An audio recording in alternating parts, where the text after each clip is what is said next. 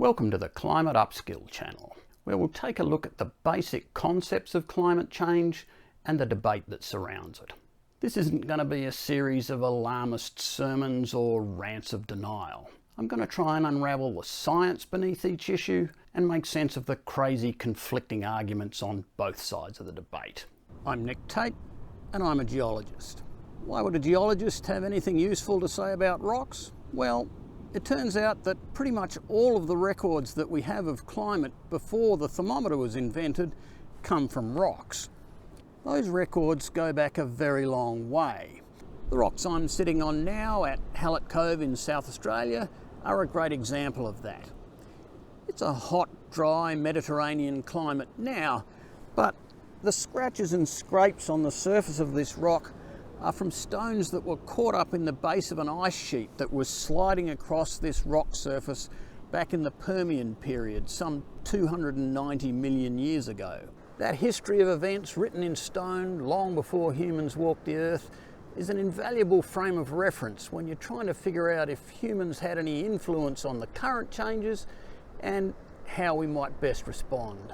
Sedimentary rocks also contain traces of stable atomic isotopes that can be used to calculate the temperature and CO2 content of the oceans and atmosphere as each layer of sediment was laid down. Some rocks also contain fossils, so there's a wealth of information about how the ecosystems responded as the climate changed in the long distant past.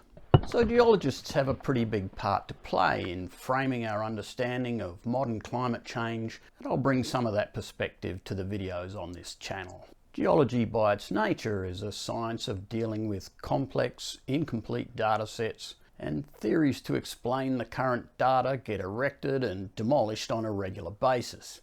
Having spent 40 years dealing with that reality, I have some experience in sorting useful information from large piles of clutter. More recently, I've made over 150 YouTube videos to train new geologists, so I've also learned how to communicate complex science concepts via video. If you develop a sudden interest in geology or you just want to get an idea of where I come from, you can check out my geology channel up here somewhere. My day job is a mineral exploration geologist. I work as a consultant, so I have a large number of commercial clients and I understand very well their methods and motivations in collecting and interpreting data.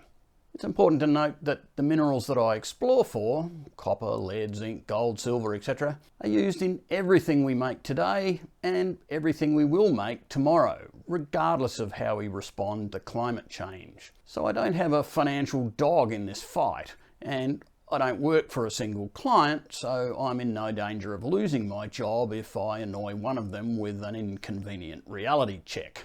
I've also worked all over the world, so I've seen how many different people and societies view and interpret data and respond to recommendations from authorities. I studied 4 years at university, so I understand the science research process and the language of science in published literature. As it happens, my father was an organic chemist who spent his entire career in a government-funded research organisation. So I'm also particularly familiar with the motivations, methods and politics of the people that work inside academic institutions.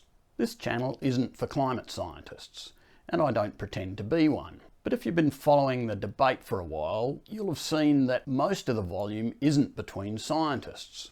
In the mainstream media and social media in particular, most of the arguments are presented by politicians, social commentators and members of the general public. People in that arena often latch onto a single issue within the debate and decide that it's the most important factor. The debate gets heated and speakers on either side get pushed progressively out to polar opposite positions, and the debate turns into an evangelical argument and abuse that changes nobody's mind. The few scientists with deep technical understanding who step into the arena often have poor communication skills, and they're not experienced in handling arguments that are based on emotion rather than logic. So they also fail to get their message across and usually retreat from the battlefield. Most of the arguments about climate change outside the scientific literature, and even some inside the literature, seem to stem from a lack of understanding of the many complex processes that influence climate. So in this series of videos, I'll take a look at each of those processes and try to explain them in simple, concise terms without dumbing down the science. I started this channel because some of my previous geology videos that touched on the climate issue drew such a storm of comments from both sides of the debate that I really wanted to understand what the underlying truth was for myself. So if you really want to understand what climate is and where it might be going, let's dive in. This channel will be funded entirely by the views it gets on YouTube, and in fact I'll refuse any offers of support or sponsorship so that it maintains its independent perspective. With that said, I'm interested in collaborating with people who have good information to contribute to the debate. So if you have some specialist knowledge on a particular facet of climate or the debate that surrounds it, feel free to contact me via the email in the description of this video and we'll work together on a script.